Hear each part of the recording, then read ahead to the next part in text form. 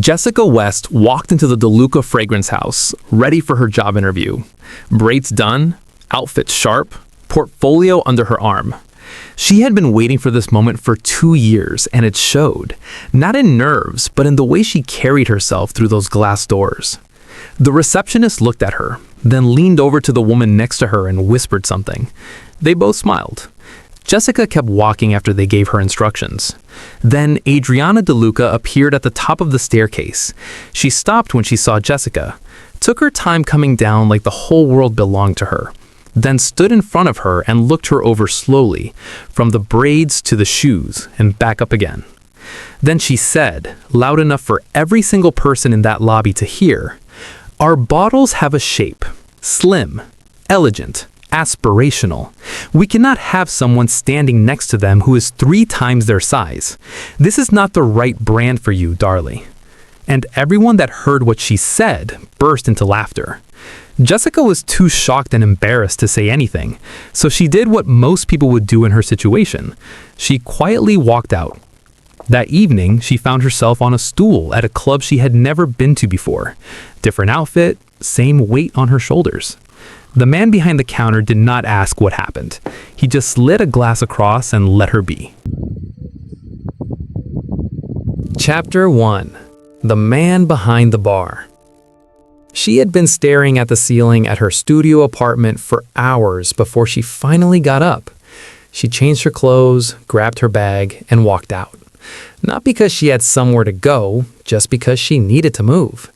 Adriana's words had followed her all the way home and were still sitting in the room with her, and she was done sharing space with them. She walked until she found a club that looked loud enough and went inside.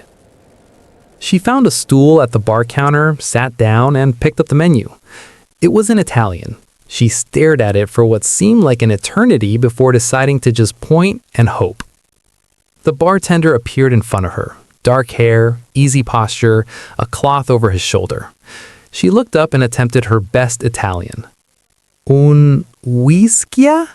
No, whiskio? He looked at her. Straight face, not a flicker. "Excuse me, miss, is that supposed to be Italian?" he said. "You speak English?" she asked, relieved. "I do," he replied. Jessica put the menu down. "That would have been useful information 30 seconds ago, before I decided to speak whatever language I just did." The corner of his mouth moved, just barely. "Whiskey," she said. "Neat, please." He poured it and set it in front of her.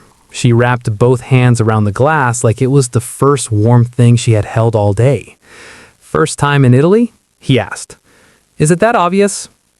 Guess he could say the whiskio gave it away. She laughed, short and real, and it surprised her that she found it funny considering the day she had just had. "My name is Jessica," she said. "I'm from New York." "I'm Diego," he said. She took her first sip. It burned going down, and she was grateful for it. By the second glass, she had loosened up a little. By the third, she was staring at nothing in particular, and Diego had gone quiet on his end too. He was not ignoring her, just not forcing anything. "Long way from New York," he said eventually. "What brings you to Milan?" "Work," she said. "What kind of work?" Jessica looked at him. Something about the way he asked rubbed her the wrong way after what happened earlier. She put her glass down. "Why? You want to hear how someone flew all the way to Italy just to be told her body is the wrong shape for the city?" The words came out sharper than she meant them to. She heard herself and closed her eyes for a second. "I'm sorry," she said. "That was not me. You did not deserve that. It has just been a long day." Diego said nothing. He just refilled her glass and waited. She exhaled. "I had an interview this morning at De Luca, the fragrance house." She paused. "I have been working toward that for as long as I remember. Saved every dollar I had, studied Italian perfumes, gave up my apartment back home, and flew here on a one-way ticket because I believe Milan was where my brand needed to be born." Diego said nothing, just listened. A man 2 stools down had been glancing at Jessica since she sat down. He leaned over now, eyes sliding over her slowly, and said something in Italian with a smirk on his face. Jessica did not understand the words, but she understood the look. Before she could respond, Diego looked at the man and he said 3 words in Italian: quiet, flat, no emotion. The man picked up his drink and moved to the other end of the bar without another word. Diego went straight back to what he was doing like nothing happened. Jessica stared at him for a moment. He did not look up, did not wait for a thank you, did not make it a thing. She picked up her glass. She appreciated he wasn't trying to be a bartending therapist and telling her everything would work out. He did not tell her De Luca missed out. He refilled her glass and stayed right where he was. That was the thing that made her eyes sting. They kept talking about what she left behind, about what she was trying to build. At some point, she looked up and the club had emptied around them. The music had changed. The lights had dimmed.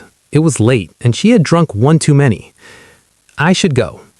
He came around the counter and walked her to the door. Said something to the doorman in Italian. Jessica reached for her card, and he shook his head once. The cab was already outside.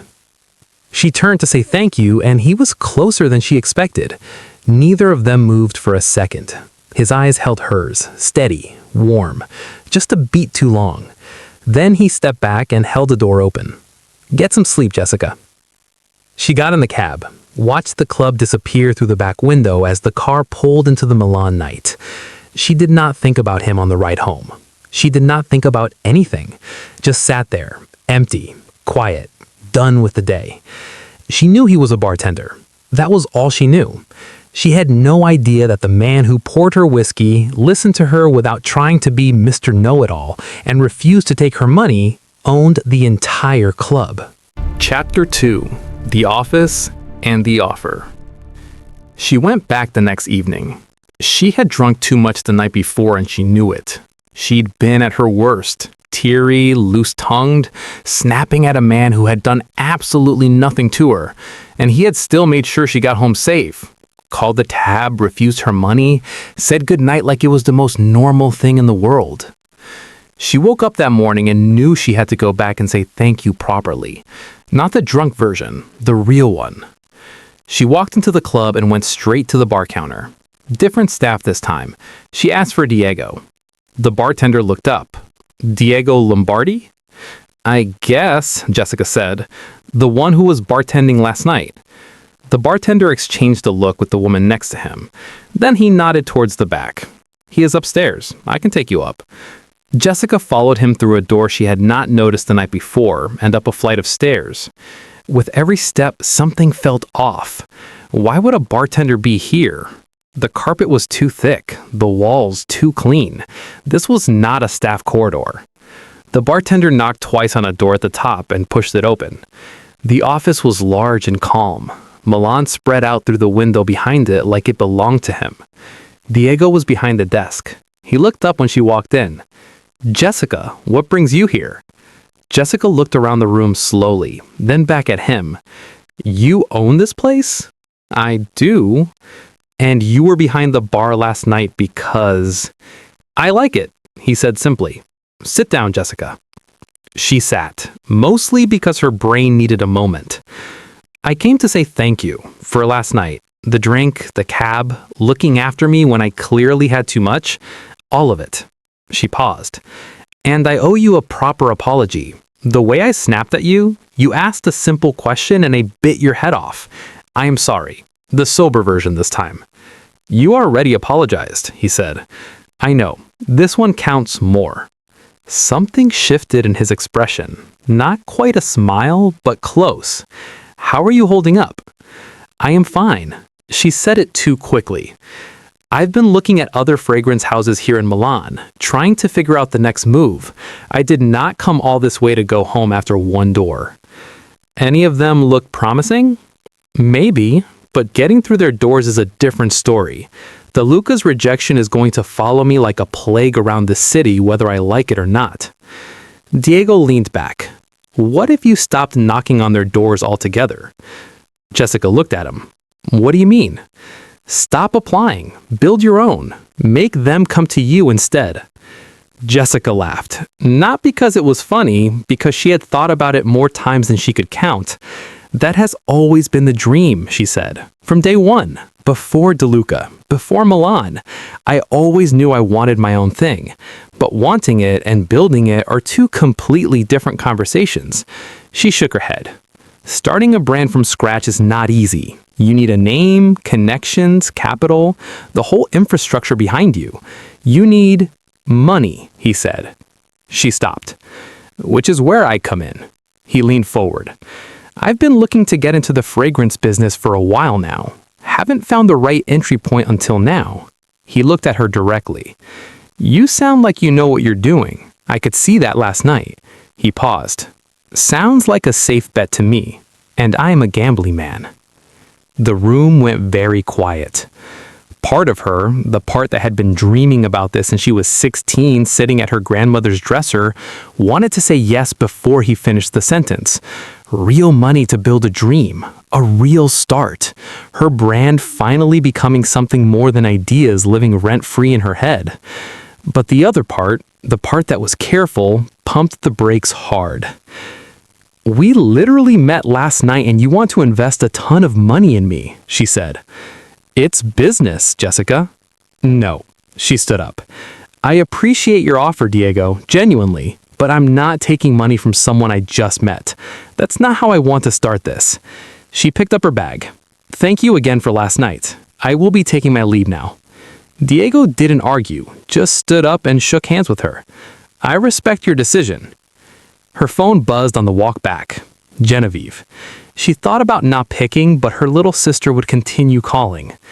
Jess, I've been waiting for your call. Tell me, how did it go? Jessica took a breath. It didn't work out. What do you mean it didn't work out? It wasn't a good fit for me after all, but don't worry, I'm already looking at the next option. Jessica Marie West. Jessica laughed. Full name, that was never a good sign. I'm okay, Jen, genuinely. It was just a setback. A job you flew across the ocean for. I know, but I didn't come all this way to go home after one negative reply. You know me better than that. A pause. Then Genevieve, quieter. You're the oldest. You always act like you have to hold everything together by yourself. You don't have to do that with me, Jess. Jessica didn't say anything for a second. Then Genevieve, quieter. Call me every day. Every single day. I mean it. Yes, ma'am, Jessica said. Funny coming from the baby of the family. I will always be your little sister, and I will always check on you. Deal with it. Jessica smiled. Every day, I promise. She hung up and continued the walk home. The next morning, she found a small coffee shop 2 streets from her apartment. She needed somewhere quiet to think, to figure out what the next move looked like. She had just sat down with her coffee when she saw them. The De Luca receptionist and the woman from the lobby. The same one who had been standing there when Adriana said what she said. The same one who laughed. The receptionist clocked Jessica first, said something to her friend in Italian, then switched to slow, deliberate English, loud enough to make sure every word landed. Bold of her to think she can work for us with the way she looks. They both laughed and headed out. Jessica picked up her coffee and took a slow sip.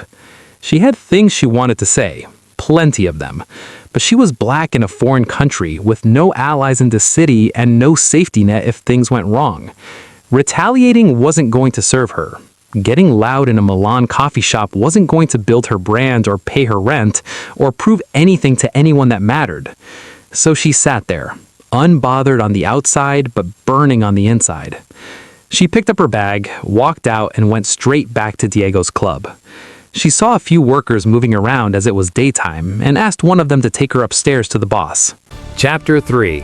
Deal made, grind begins. Diego looked at her as she entered the office, and strangely enough, he did not look surprised, like he was expecting her. I changed my mind, Jessica said. If your offer still stands, I would like to take it. He leaned back slowly. What changed?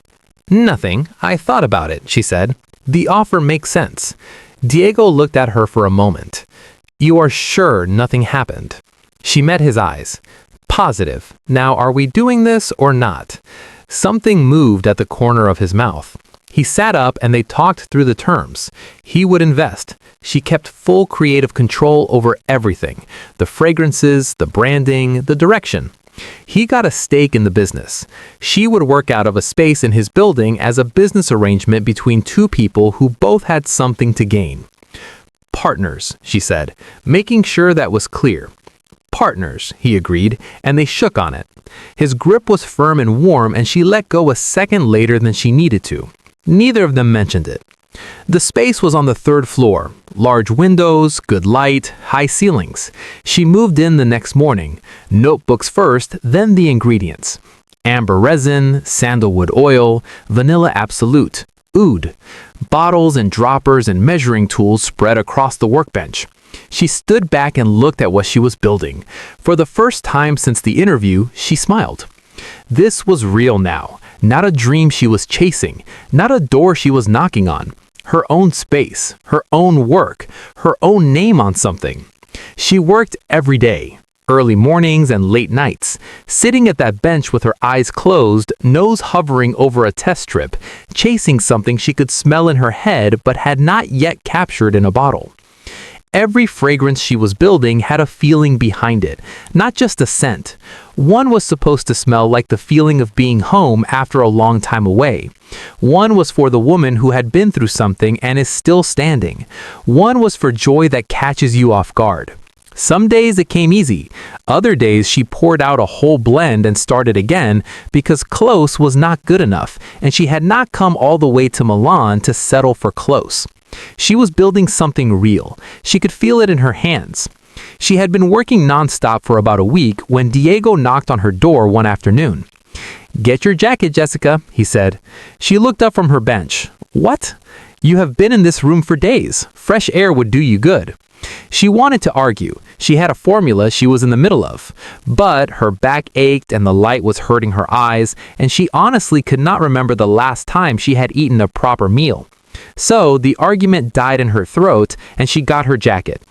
They walked through Milan without a destination.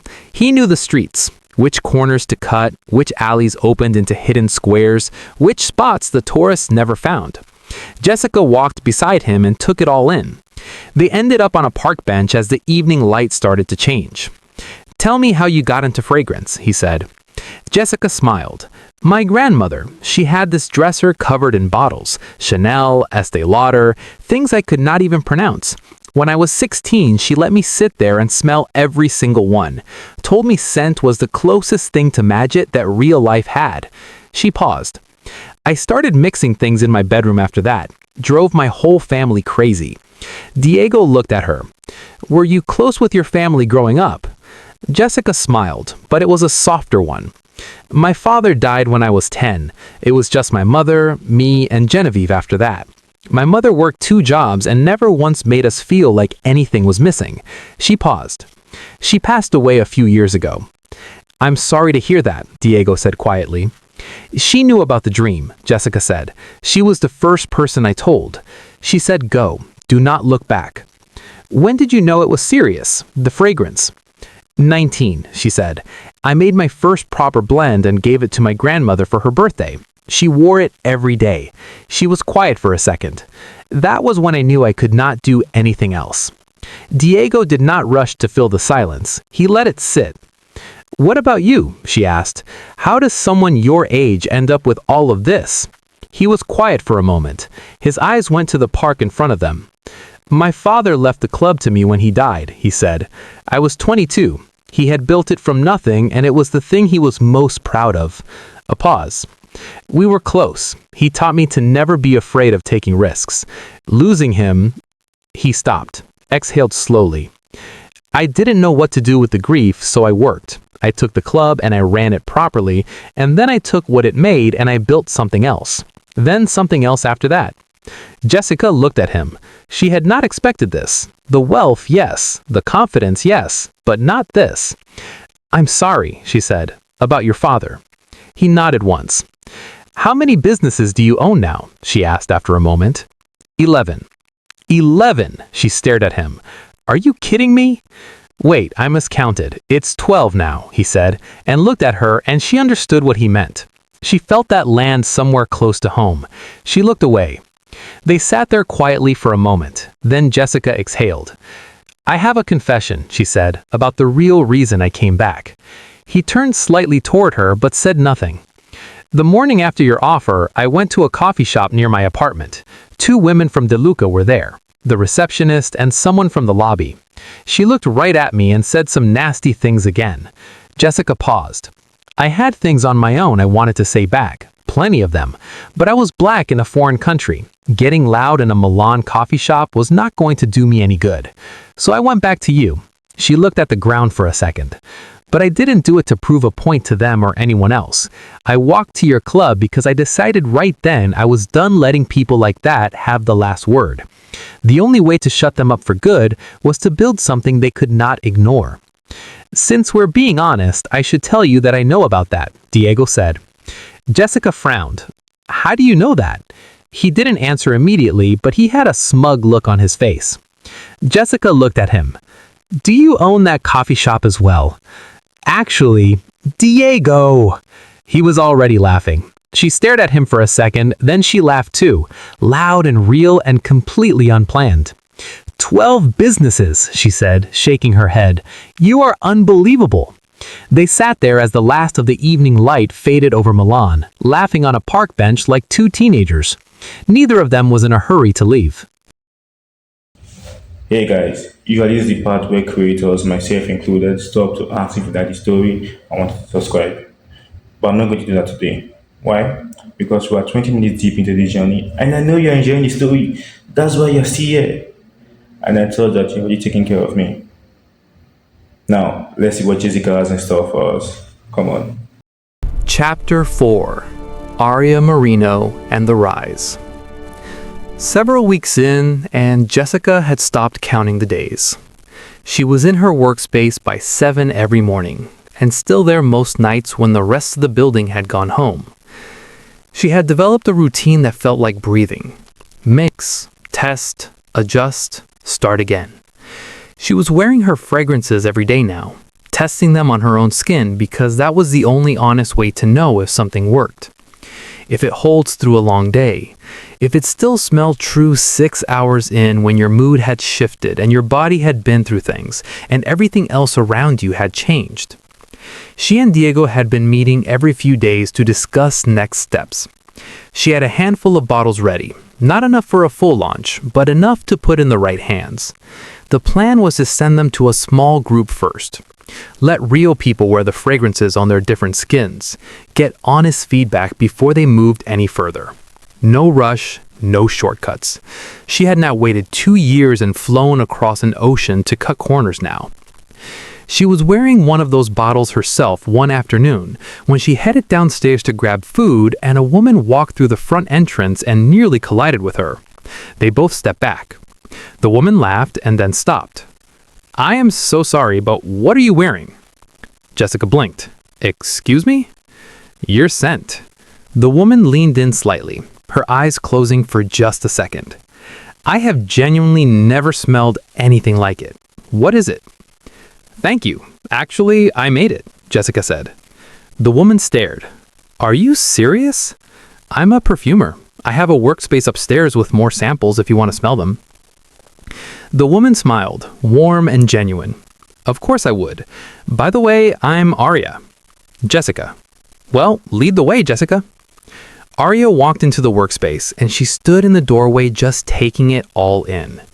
Rows of bottles, open notebooks covered in Jessica's handwriting, test strips fanned out with tiny labels underneath each one. The whole room smelled like something between a garden and a memory. She walked slowly to the workstation and picked up a strip, closed her eyes, and breathed. "What is this one?" "Homecoming," Jessica said. "It is supposed to smell like walking back into a place you love after being away too long." Arya put it down and picked up another, then another. Each time she asked and Jessica answered. No pitch, no performance. Just the honest story behind every blend. What feeling she was chasing. What she wanted the person wearing it to feel when they walked into a room. Arya listened with top-notch interest. She asked follow-up questions. By the time they were done with their little Q&A, Jessica had almost forgotten this was a stranger she had met 20 minutes ago. After a while, Arya put down the last strip and looked at Jessica properly. "How long have you been working on all of this?" "I want to say recently, but this has been in the works for years," Jessica said. Arya looked around the room one more time, then back at her. "I run a forum, fashion, beauty, culture, about 200,000 followers." A pause. "Can I write about you?" "Not just the fragrances. You. This whole story.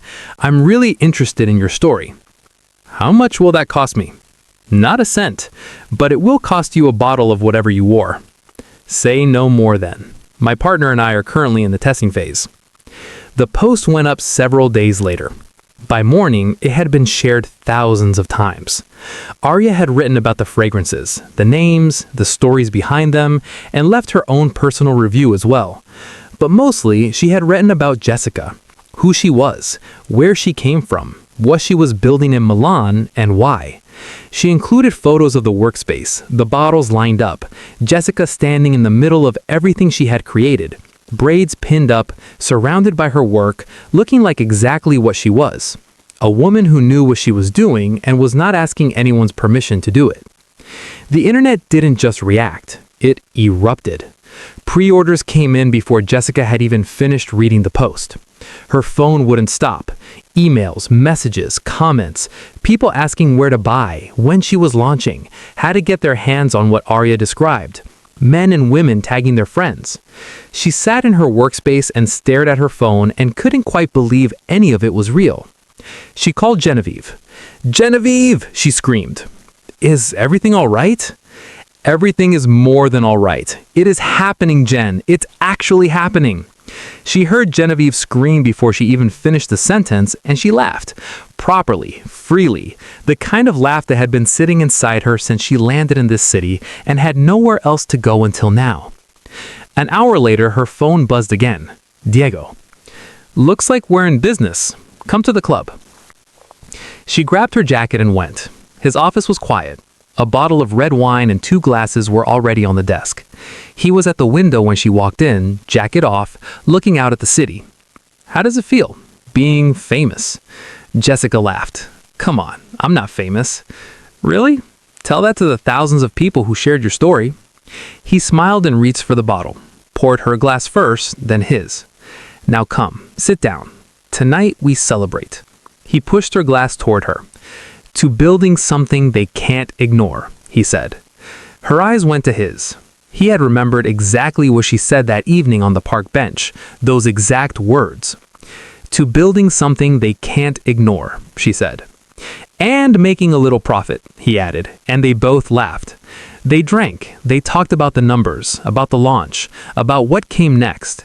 Diego had already been thinking 3 steps ahead: distribution, pricing, how to handle the volume without losing what made the brand feel personal. She listened and pushed back where she disagreed, and he took it seriously every single time. No overwriting, just 2 people building something together. They looked like a married couple raising a child together. And then at some point, the conversation settled into something quieter. She told him about Genevieve screaming down the phone, and he laughed, and she decided right then that she liked the sound of it, very much. At some point, she looked at him, and he was already looking at her. Not the way a business partner looks at someone. Something warmer than that. "What?" she said. "Nothing," he said. But he was smiling. She shook her head and looked back at her wine, but she was smiling too. Diego dropped her off later that night. Neither of them mentioned how long he sat in the car before he finally drove away. She entered inside with her phone still buzzing and her face wide with smiles. Chapter 5. The Award and the Speech. The car moved through Milan, and Jessica stared out of the window and said nothing for a full 2 minutes. Diego did not push. He sat beside her in the back seat, jacket on, watching the city go by, and let her be.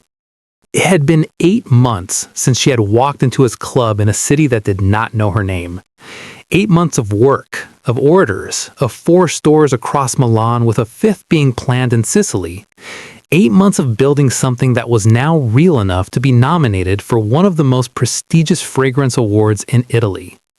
She had known about the nomination for 3 weeks. She had not slept properly since. "Hello, Earth to Jessica," Diego said. "I am here," she said. "What if I do not win?" she said. "Then you congratulate the winner and leave with your head held up high. You were still nominated, which means the industry already sees you." "That is not the same thing." "No," he said, "but it is not nothing either." She looked back out of the window. Milan at night was beautiful, but she wasn't thinking about its beauty tonight. "I keep thinking about what it would mean," she said. "Not just for me, for everyone who has been watching. If I win tonight..." "Believe it or not, you already won," he said. She looked at him. "I've been watching you work these past months," he said. "I know what you built. I know what is in those bottles." She did not say anything, but something in her shoulders dropped. The car pulled up outside and they sat for just a second before getting out. Jessica looked at the entrance. People in evening wear filing in, cameras flashing, the whole world of Italian luxury on display. "Ready?" Diego asked. "No," she said, "but let us go anyway." He smiled and opened the door. The venue was one of the oldest buildings in the city. High ceilings, chandeliers, marble floors. This room had seen 100 years of this industry events. Perfumers, buyers, editors, journalists, everyone who mattered in Italian fragrance was there. Jessica walked in on Diego's arm and felt more than one pair of eyes follow them across the room. They found their table. The ceremony began. She sat through all of it with her hands folded in her lap, and Diego beside her, occasionally leaning over to say something quietly that made her exhale. At one point, he slid a glass of water in front of her, and she realized she had been holding her breath for the last 10 minutes. Then they announced her category: Best Emerging Luxury Fragrance Brand. They read out the nominees. Her name was third. When they opened the envelope, the room went very still. And the award goes to Jessica West, West Fragrances. And everyone clapped. She didn't get up, but joined them and clapped. Diego leaned over. "That's you," he said quietly. "Seriously?" "Yes, you won. Go take your award." "Are you serious? You sure you didn't hear wrong?" "I didn't. Go get your award." And she laughed and gave him a big hug. The walk to the stage felt long. She kept her eyes forward, shoulders back. When she reached the podium, she looked out at the room, all those faces, and took one breath. She had prepared a speech. Safe, gracious, professional. She had rehearsed it multiple times that afternoon, but instead she did not use it. She stood at the award in her hand. "Thank you for this," she said. "This means more than I can explain." She paused. "I had a speech planned for this evening, but I would like to tell a story instead." The room settled. People put down their glasses. She told them about Adriana De Luca, the real version. She told them about walking in for an interview full of hope and excitement, about Adriana De Luca looking her over and saying in front of everyone that their bottles had a certain shape and that a woman her size could not stand next to them. She said Adriana's name clearly, twice. The room had gone so quiet you could hear a pin drop. "I want to ask something," Jessica said. Her voice was calm. That was the thing. She was not shouting. She was not angry. She was just asking. "Is it a crime to be curvy? What did I do wrong? I walked into that room with my work, with my talent, with everything I had built, and before I could say a single word, I was told my body was the problem." She looked out at all those faces. Why? Why is that acceptable? Why did nobody in that lobby say anything? The silence had a different quality now, the kind that meant people were sitting with something they could not easily put down. I went home and I cried. And then I stopped crying and I built this with the help of my friend and partner, Diego Lombardi. Not to get back at anyone, because my dream was always bigger than one room that could not see past my size. She picked up the award. "Thank you again for this," she said, and walked off the stage. For a moment, everyone was too shocked to move. Then someone started clapping. then another, then the whole room, slowly at first, then all at once, filling that old building with something that felt less like applause and more like an answer to everything she had just asked. When she got back to the table, Diego stood up. He didn't say anything, he just pulled her into a hug. When they separated, she sat down beside him. Her hands were shaking slightly. "You good?" he asked quietly. "Ask me again when the adrenaline wears down." He nodded. He didn't try to fix it or fill the silence. He just stayed right where he was and let her breathe. By the time they left the ceremony, her phone had already started. By midnight, the speech had been clipped and shared hundreds of thousands of times. She was famous again. By morning, Adriana De Luca's name was everywhere. Not the way she was used to. Former employees coming forward, other people sharing their own experiences with her. Major retailers quietly pulling De Luca fragrances from their shelves without making any announcement about it. Endorsement deals with celebrities were canceled. Jessica woke up, made coffee, and sat reading through her inbox. Women from all over the world.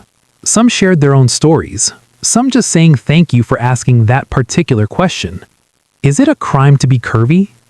A journalist from a major American publication had requested an interview. 2 European retailers were asking to stock her line. She sat with it all for a long while. Then Genevieve called her. "Congratulations on the award, sis." "Thank you. I'm guessing you saw the video." "Yes, I've been watching that speech on repeat since midnight. I'm so proud of you, and I know Mom and Dad are smiling from the heavens." Jessica looked out of her window at Milan. "Thank you," she said. "I'm proud of myself too." Chapter 6. The Walkaway and the Love. Jessica had been at the arrivals gate for 20 minutes when she finally saw her sister come through. Genevieve spotted her at the same moment and screamed. Not a small scream, a full blood-curdling airport scream that made people turn around. She dropped her carry-on, ran the last few steps, and grabbed Jessica like she had not seen her in years. "It has only been 8 months, Jen," Jessica said into her shoulder. 8 months is years when your sister's in Italy building an empire and you were stuck in New York. Jessica laughed and held her tight. "Come here, you." When they finally pulled apart, Genevieve looked at her properly. "You look good," she said. "Italy certainly agrees with you." "I do love it here." "I know," Genevieve grinned. "Now, show me everything." It was her first time in Italy. Her college holiday had finally given her the excuse to stop watching her sister build something from across an ocean and come see it herself. She spent the next 2 days showing her sister everything. The workspace where it all started, still on the 3rd floor of Diego's building, still smelling like amber and sandalwood and something warm that Jessica had never been able to fully name. The first store, where Genevieve stood in the doorway and went quiet and took it all in. She had seen all these in pictures Jessica had sent over, but seeing and touching were different. Then the second store, the third, the fourth, each one carrying Jessica's name, her fragrances, her vision brought to life in glass and marble and light. "You built all of this, I'm so proud," Genevieve said at the fourth store. Not a question, just saying it out loud like she needed to hear it. "Thank you. You kept me going every time I wanted to quit." Genevieve linked her arm through her sister's and did not let go for the rest of the afternoon. Diego joined them for dinner that evening. Jessica had warned Genevieve in advance. "He is my business partner. He's a friend. Do not make it weird." Genevieve had said, "Of course," and then spent the first 10 minutes of dinner watching Diego the way a woman watches a man when she is gathering information. Diego was easy with Genevieve, that Jessica suspected he wasn't new to having a younger one nag. He asked about her studies, about what she thought of Milan. Genevieve answered everything and asked her own questions in return. Sharp, funny, nothing you could call obvious. But she was watching. Jessica could feel it from across the table. At some point, Jessica excused herself and went to the bathroom. When she came back, Diego and Genevieve were mid-conversation. They looked up when she sat down, and the conversation shifted naturally. The mall was Genevieve's idea. She wanted to see what Milan retail looked like, and she wanted to shop and spend her older sister's money, and she was not taking no for an answer. They went the next afternoon, just the two of them, moving through the floors with Genevieve picking things up and putting them down and narrating everything that happened with her friend and her boyfriend. They were on the second floor when Jessica stopped walking. Adriana De Luca was 20 feet away. She was with two women Jessica did not recognize. When Adriana saw Jessica, she said something to her companions and walked over. The smile was already in place before she arrived. "Jessica, I am so glad I ran into you." Jessica said nothing. "I do hope there is no bad blood between us. Congratulations, what you have built is remarkable. Truly, I think there is real potential for something between our houses, a collaboration that would benefit both of us." She tilted her head slightly. "I hope we can move past what happened and look at what is possible for the future." Jessica looked at her for a moment. "I'm not interested in collaborating, Adriana. Let me ask you a question though. If I was not successful," she said, "and you were not being dragged across the internet right now, would you be standing in front of me saying any of this?" Adriana opened her mouth. "You do not need to answer that," Jessica said, and adjusted the bag on her arm. "Enjoy your afternoon." She turned and walked back to Genevieve. Genevieve had watched the whole thing with a look like she wanted to swallow Adriana whole from 5 feet away. She fell into step beside her sister without saying a word until they turned the corner. Then, that was the most satisfying thing I have ever seen in my entire life. But on second thought, you should have let me put her in her place. Jessica exhaled and said, "My hero." And they both smiled. "Come on, let's take a break." They found the cafe and sat across from each other. Genevieve stirred her coffee. "So," she said. "So," Jessica said. "Diego." Jessica looked at her cup. "Oh God." "Jess, we are business partners, friends, that is all." "That is not all, and you know it. I watched you two at dinner. You both couldn't take your eyes off each other." Genevieve put her spoon down. "I know something happened between you two. I can feel it." Jessica was quiet for a moment. "There was a moment a few months ago. We were in his office after a long day, and we were close, and I thought he was going to kiss me." She stopped, "And I wanted him to." "But," Genevieve asked most importantly, "but we were building something. I didn't want to complicate it, so I pulled back, and the moment passed, and we never talked about it." "And now?" Genevieve asked. "Now, nothing. We're good. The brand is good. I'm not going to risk what we have for something that might not even—" "Jess," Genevieve set her cup down. "He mentioned something at dinner the other night, when you went to the bathroom. He said he's been looking at opportunities in Spain, that he might be leaving Milan soon." The cafe noise continued around them. Jessica did not move. "Although he said nothing was decided yet," Genevieve said quietly. "But Jess, how long has he been thinking about it?" she asked. "We didn't talk about that," Genevieve said. Jessica was already somewhere else.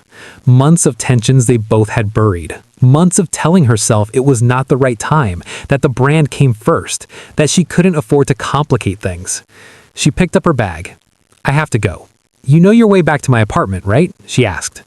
"I do. Now, go get your man." She watched her sister walk out of the cafe and smiled to herself. "Maybe I should change my name to Cupid," she said to herself. Jessica did not slow down. She did not overthink it. She pushed open the door of the club, and what she saw made her wish she had stayed with Genevieve. And that, my dear viewers, is where we leave Jessica and Diego for now. I think this story has been a journey, and I'm so glad you stayed until the end to share it with me. Now, before you bite my head off for that ending, I have a surprise for those of you who have been here since the beginning. I've heard you, Violet and Theodore are coming back.